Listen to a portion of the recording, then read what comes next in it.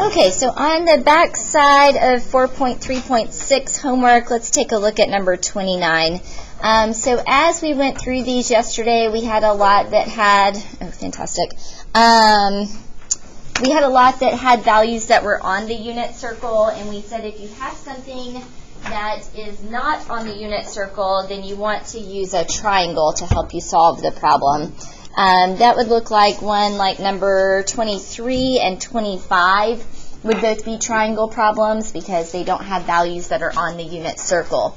When you get down here to 27 through 33, we also have triangle problems. The difference is that we're going to have a variable in our answer at the end. So that's what makes these down here just a little bit different and why I wanted to start with one of these today. All right, so with our triangle problems, I'm going to use SOHCAHTOA. I'm going to draw a triangle on my unit circle still using our restrictions from yesterday. So for example, in number 29, I have a cosine value that is positive. So I'm going to draw my triangle in the first quadrant right there. Okay, so when we draw triangles, I'm going to draw x on x and y not on y and theta at the origin. And remember that the hypotenuse is always positive. Okay, so I think so. Okay, so I'm working with cosine on the inside here. So cosine tells me that I'm working with the adjacent over the hypotenuse. The adjacent over the hypotenuse. So this is going to be my adjacent side of x and my hypotenuse of 4. Okay, if you're working one that doesn't have a denominator like 27, 31, and 33, remember that you can always put something over 1 to make it into a fraction. So if you're wondering what the fraction would be on 27, that would be like x over 1. So your opposite side would be x and your hypotenuse side would be 1. Okay. So I need to find the missing side of my triangle. I'm going to use Pythagorean theorem to do that. I'm going to call this side right here y just because I need another variable. You could call it L for leg or P or O for opposite, whatever you want to call it. It doesn't matter. But I'm solving for y on this one. That's the important part, is that x is going to be in my answer and I'm going to solve for y. Okay, so let me start with leg squared plus leg squared equals my hypotenuse squared. So use your Pythagorean theorem. And again, I'm trying to get y by itself, so I'm going to subtract my x squared over to the other side. So 4 squared gives me 16. And then to get y by itself, I'm going to take the square root of both sides, and again, because we're working in that first quadrant, I'm going to use a positive. And so I'm going to say that y is equal to the square root of 16 minus x squared. Okay. Make a note here that we don't want to take the square root of those individually because they're held together with subtraction. So that is not a perfect square right there that I can just take the square root of. So leave that the way that it is. Okay, so I'm going to go over here on my triangle. I'm going to take this y off and I'm going to replace it knowing now that this side over here is 16 minus x squared square root. Okay, so there's my measurement of my missing side over there on my triangle, which is my opposite side now. Okay, so just like a triangle problem we worked yesterday, once we have all of the sides filled in on my triangle, I'm done with the inside piece. And now I can work with the outside piece, and that's going to tell me how to answer. So they're telling me to answer with sine. Sine is my opposite over my hypotenuse. So my opposite side is going to be that square root of 16 minus x squared. And my hypotenuse is still going to be 4. And that right there is your answer. You don't have to do any simplifying with that. You actually can't do any simplifying with that. So leave it just exactly the way that it is. Okay? Any questions on number 29? You do have the answers back there on the back side. Let me tell you just to note that when you look at the answers for 31 and 33, go ahead and flip over to those answers and look at the answers for 31 and 33. you'll notice that they've left the square root in the denominator. So on a question like this, it's okay to leave your square root in the denominator. You do not have to rationalize the denominators on these. Okay? Very good. All right, so maybe stick kind of a finger in right there because we're going to come back to that lesson 4.4. But flip back to your learning objectives, learning guide for just a couple of minutes. And let's label today's learning guide. Here it is right here. So today's learning objective is that we are going to determine angular and linear velocity in real-world scenarios. And that real-world scenario that we're going to be working with today is a merry-go-round and a globe. That's where we are headed today. All right, I'm not sure we got that second one labeled on Tuesday. We covered that on Tuesday as well, so if you haven't written that second one down, I may have forgotten to mention that one because it was on the back side. So Tuesday, we also talked about that being able to write a trig equation given key points from the graph. If you want to make a note to yourself, that's where we had the graphs that we used our highlighters to mark the maximum and the minimum and the middle. And then we found the period, and then we wrote the equation to go with it. That's what that is referring to right there when it talks about writing equations from key points on the graph. Very good. Okay, so today, angular and linear velocity using real-world scenarios. All right, so flip back over to 4.4. That's where we're going to be focusing on today. And it says that we will now explore an application of trigonometric properties in relation to angular and linear speed. All of the information that you need to know about this topic is contained within the following exploration. So many of y'all have done this in physics. You will only be expected to know linear and angular speed from this exploration. You don't have to get too big with this. All right. Okay, so I'm going to use my highlighter just to highlight some important information here on this front page. So if you're a highlighter person, you can grab that out. And the first thing it tells us is that the coordinates of Austin, Texas are 30.27 degrees north, and that north is actually the only piece of that we're going to use. You'll see why in just a minute. But Austin, Texas is 30.27 degrees north and 97.76 degrees west. We're going to use a radius of the Earth to be 3,960 miles. I think it's actually 3,950 something point something. They're going to let us round up just so it's a little bit easier number to use for today. All right. So eventually our goal is to find the linear speed of the person that is living in Austin, Texas in miles per hour. But we're going to kind of work up to that. So we're going to start on a merry-go-round, so just a flat circular surface, and then we're going to work up to finding the person's speed that's living in Austin. All right, so in answering the question, we will consider, they're going to give us two formulas to work with, and they've given both of them to us in words, and I'm going to go back and write them in variable form for you, just so it's something that you can use a little more easily.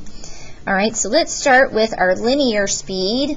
V sub 1 is what they're going to call that, to be the distance traveled along an arc, or the arc length, which they're representing with that little S right there, per time, which is represented by a T. Okay, so our formula to start us off for linear speed is going to be that V sub 1 is equal to my arc length divided by a unit of time. We're actually going to change that into an easier formula to use here in just a minute, but that's where we're going to start. Okay, our next formula is for the angular speed. And it says that angular speed, which they give us that little W, I think it's an omega, is what we're going to call it, is going to be the radians traveled that correspond to the arc length in a measurement of theta per unit of time t. Okay, so when we talk about angular speed, we're going to use this little symbol here. Am I right when I say that's an omega? Is that what y'all use? Okay, good deal. All right, omega, and we're going to measure that in an angle, theta, divided by an amount of time, t. Okay. Let me make a note right here that, just a reminder that if we go all the way around a circle, we're going to talk about that as being 2 pi in radians. And that's going to be really important for what we're working with here today. That all the way around a circle, whether it's a merry-go-round or a globe, is a distance of 2 pi in radians, or 360 in degrees, but I think in physics don't y'all work with radians more often as well? Okay, yeah, it's a more exact unit. Degrees is not quite as exact, and so that's often why you work in radians. Good. Okay. All right, so number 1, what we want to do here is take our linear formula and our angular formula and kind of mesh them together. That's kind of the goal here on number 1. So it says to write an equation for linear speed in terms of angular speed using the fact that arc length is equal to the radius of the circle times the angle theta. Okay, and they've already written that for you as that arc length that they're using an S. Is that a Greek thing as well? Is S a Greek thing, or can I just call it S? Are we good with that? Okay, S will work for us. So S is going to be equal to R times theta. Good. It's been more than a couple of years since I took physics. Okay, so S is going to be our arc length in terms of R times theta. Okay, so back up there we said that our linear speed is our arc length divided by a unit of time. Okay, right here they tell us that S is R times theta. So I'm going to take my S out and I'm going to replace it with R times theta up there on the top. And what you'll notice is that now we have a theta divided by t, which we also have up here in our angular formula, theta divided by t. So I'm going to replace that with my omega and say that now I can use my radius times my angular speed for my formula for linear speed. And this is the formula right here that we're going to use a lot today. So I'm going to say that R is the radius, and again that little W looking thing, omega, is the angular speed. Okay, so for each of these, if I can find an angular speed, I'll be given the radius, and I can use those two things to find my linear speed. Okay, so then it tells me that before we attempt to answer the title question, which is how quickly is somebody in Austin, Texas going around the globe, we're going to consider a slightly more simple question, which works with a merry-go-round. All right, so let's start with this merry-go-round, and with that, they tell me that we have a diameter of 10 feet, and that we are revolving 1 time per minute. And that 1 revolution per minute is going to really help us out when we start to talk about a distance here in just a minute. We don't often talk about diameter with these. You notice up above that we talk more in terms of a radius. So I'm going to go ahead and change that into 5 feet for our radius. All right, so let's start by finding just the angular speed. Okay, so my angular speed is going to be my theta angle divided by time. Now it tells me right here that we are going to revolve 1 time per 1 minute. Okay, so that's kind of what this means right here when it says per minute is 1 minute. So I'm going to revolve 1 time per minute. So all the way around the circle is going to be 2 pi in radians for every 1 minute. And so my angular speed is going to be 2 pi radians per minute. Okay. And it was nice that they gave us this 1 minute, because I'm really, as I go through this, not going to be taking into account my amount of time. That's going to kind of come out in the wash for me, which is nice. Okay, so I've got 2 girls here. I've got Olivia and I've got Libby. And it tells me that Olivia is standing 3 feet from the center of the merry-go-round. So here's my center.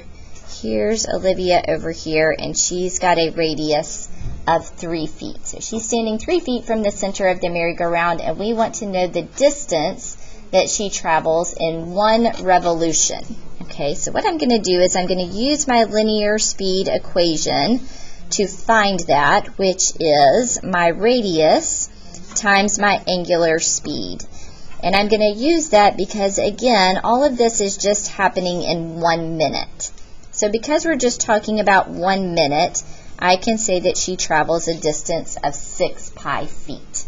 Okay, so first of all, my linear speed would come out to be 6 pi feet per minute. Let's just go ahead and do that. Let's just say that it's per minute. But we're only working in 1 minute, so her distance is going to be 6 pi in feet. Okay, so since we're just working in 1 minute, again, that just all kind of comes out in the wash.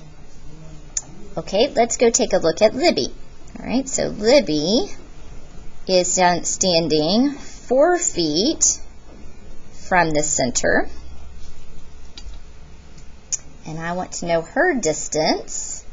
Okay, so again, let's use our linear speed formula, and I'm going to say that the radius is 4. My angular speed did not change, so that would give me 8 pi feet, really per 1 minute. So my distance is going to be 8 pi in feet. Okay, so the farther out on the merry-go-round that we're standing, the farther that we're going to go. But it's all happening in the same 1 minute. Okay, so my amount of time is not changing. Okay, so flip over on the back side, and they want us to compare what's happening with Libby and Olivia and talk about who is traveling faster. Okay, so if you look at this, in 1 minute, Libby is going 8 pi feet, Olivia is going 6 pi feet. So in the same amount of time, Libby is going further, so Libby is going faster. Okay, so back over here, it says to explain my answer, so I'm going to say that in 1 minute, Libby is going, keep getting their names confused, Libby is going 8 pi feet, and Olivia is going 6 pi feet. And so again, they're in the same amount of time. We already talked about how it was just in the 1 minute. Okay, so Libby is going farther, so she is going faster.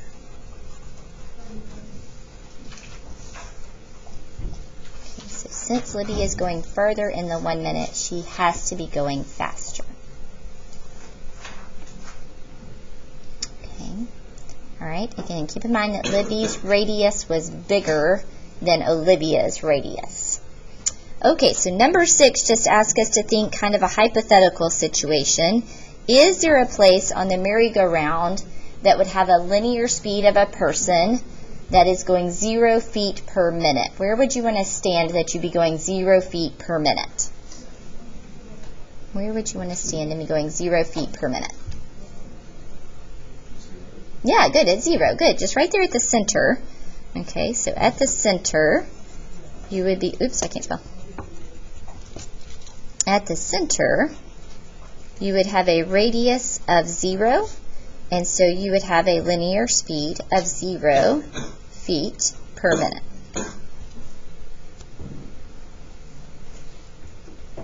Okay, all right, so again, keeping in mind that we're talking about a merry-go-round that has a diameter of 10 or a radius of 5, where would the person be standing that they would go the fastest? What would be my person that's the fastest linear speed? On the outside, that's right, good. So right over here, at a radius of 5, I'm going to say that the fastest speed, and I'm going to call this on the outside, I'm going to call it on the circumference, which would be just a fancy word for on the outside. You're correct. Good. So in this case, that would be at a radius of 5 feet. Okay, so your fastest speed is going to be when you're standing on that outside of your merry-go-round or on the circumference. Very good. Okay, so let the insanity begin. Let's jump onto a three-dimensional figure. Okay, so now we're going to go to a sphere. All right, I'm going to start by writing down again back here, just so I don't have to keep flipping my page over, that we're working with a radius of the Earth to be 3,960 miles. And we're going to work with Austin being at 30.27 degrees north. That's going to be important here in just a second. Okay. All right, so we're going to start by finding the angular speed of the Earth in radians per hour. Okay, so keep in mind that we're going to go all the way around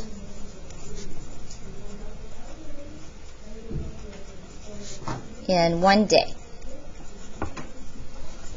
Okay, so keep that in mind as we talk about the angular speed of Earth in radians per hour.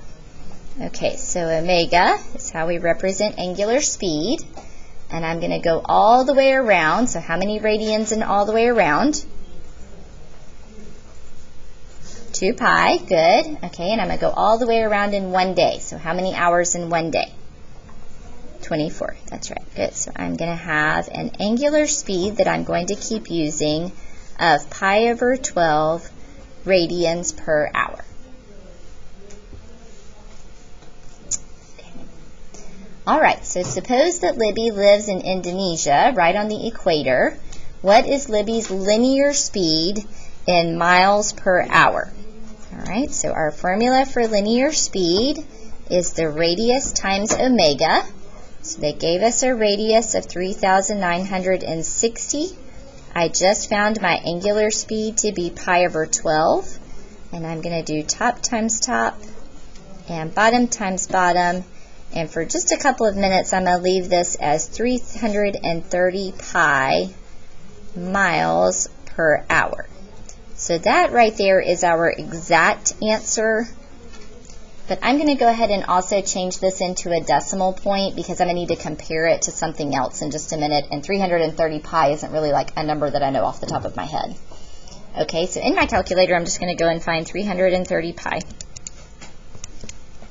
And that's going to give me that she's traveling 1,036.726.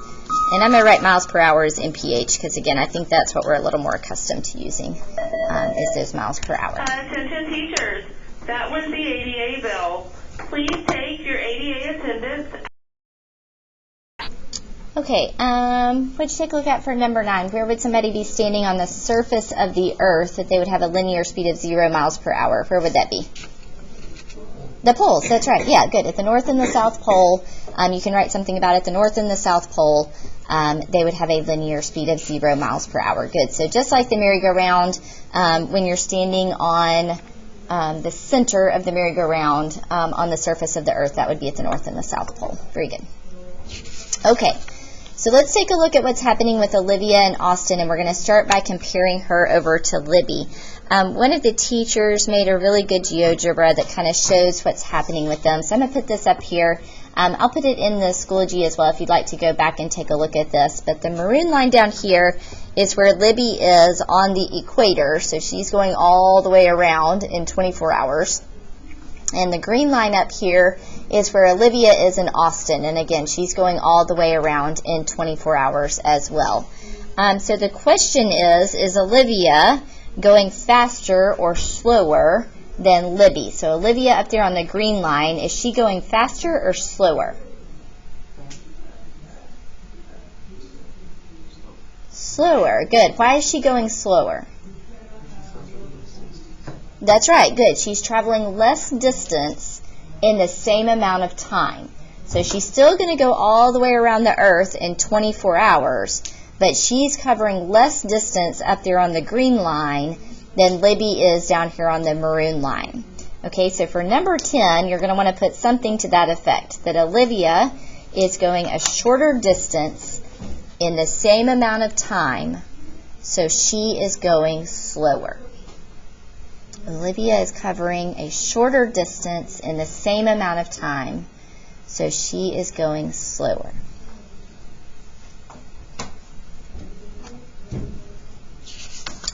Okay, so starting with number 11, we're going to find out how much slower she's going. Okay. All right, a couple of things I want to point out. Again, here's Olivia up here at Austin, Texas. Okay, we know that Austin, Texas is at this angle right here of 30.27 degrees. They told us that. Okay, so I know that angle up to Olivia is 30.27 degrees. Now I'm going to go draw this picture for you here in just a minute, but I wanted to show you on the globe first. Okay, what I want you to point out is two things. First of all, this maroon line right here is a radius of the Earth, so that's going to be our 3,960.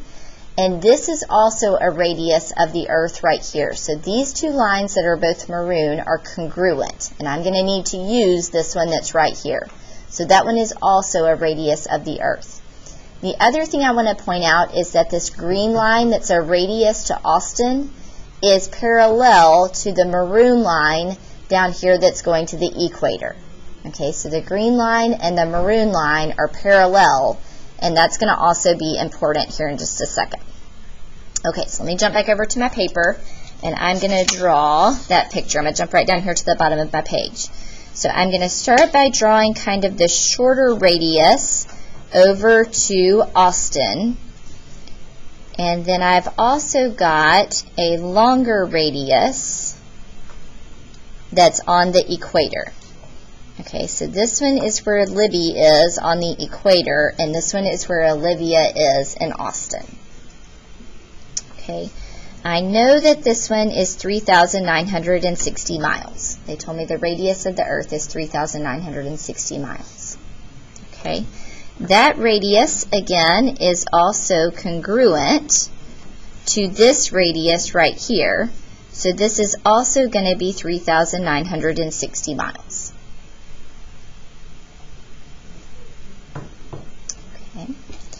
All right, I know this angle right here is going to be 30.27. I'm just going to call it 30 for right now.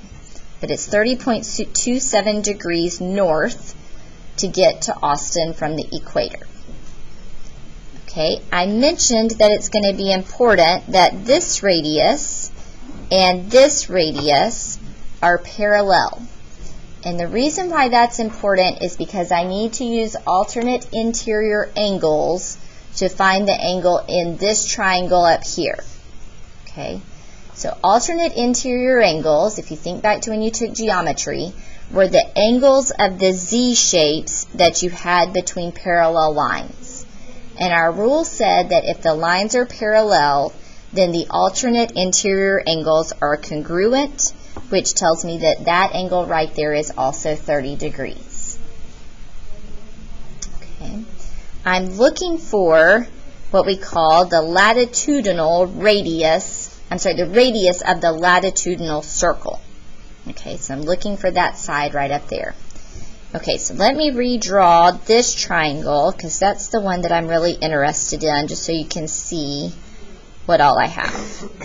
Okay, I know this is my 30.27. I know this is 3,960, and I'm looking for the radius of my latitudinal circle where Olivia is. Okay. All right, so thinking about SOHCAHTOA for just a minute. I know that this is my adjacent side to my 30 degrees. I know this is my hypotenuse because it's across from the right angle. Which trig function do I want to use?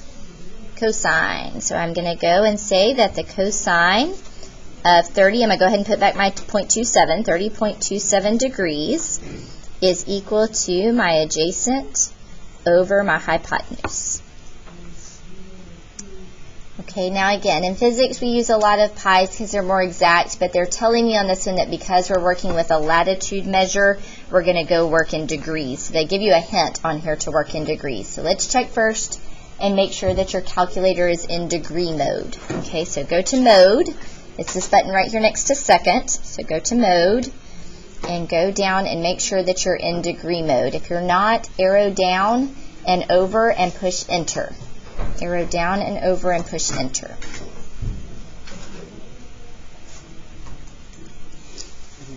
Okay, to get out of that screen, I'm going to do second quit. So quit to go home, second quit is right there with your mode button as well. All right, I need to move my 3,960 over to the other side. I'm going to do that with multiplication. So that right there is what I'm going to put into my calculator. So I'm going to do 3,960 times the cosine of 30.27, and that's going to give me that her radius of that circle is 3,420.092, and we're working here in miles.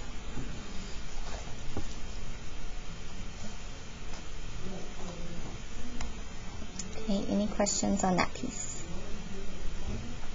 Okay, in 12, I want to find Olivia's linear speed with respect to the center of the Earth, so I want to go and find her linear speed. We just found her radius to be 3,420.092. Up above, I found her angular speed. Way back up here on number 7, the angular speed will not change. She's still going all the way around the circle, so 2 pi in 24 hours, or pi over 12. And I'm just going to multiply top times top and bottom times bottom. So I'm going to start with my top times top, which is my 3,420 times pi. And I'm going to divide by 12. And I find out that her speed, her linear speed, is 895.378 miles per hour. And again, you can write that as a fraction, miles divided by hours, if you prefer.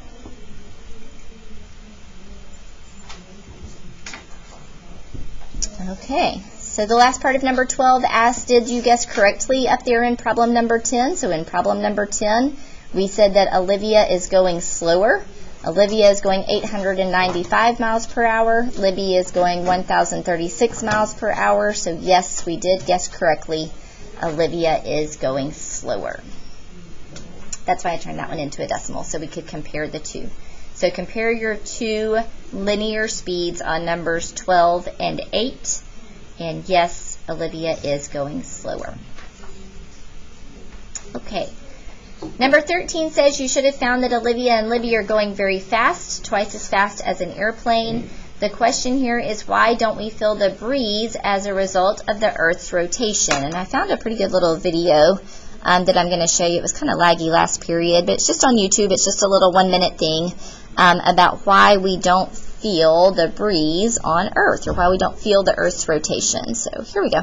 It's just a thing that you read. It's got pretty good music, so you can read along with it. Here we go.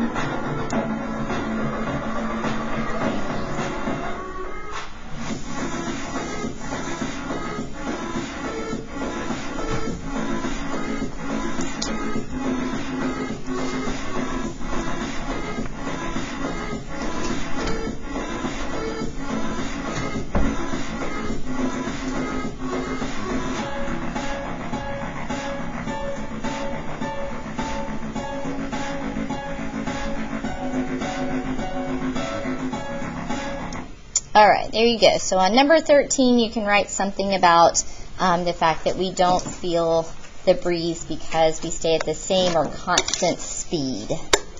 So that is a good way to end up on number 13. All right, any questions on that? Okay. Okay, your assignment for tonight is the 4.4.1 homework that's right there, just the odds on 1 through 7. So just 1, 3, 5, 7 on that. I'll just assign 4 of those. Number 1 we actually already did together. So just 1, 3, 5, 7 on there. 9 and 11 are challenge problems. Feel free to go and give those a try, but I'm not going to assign them or grade them for homework. But if you'd like to try 9 and 11, you can.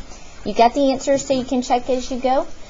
We do have a test coming up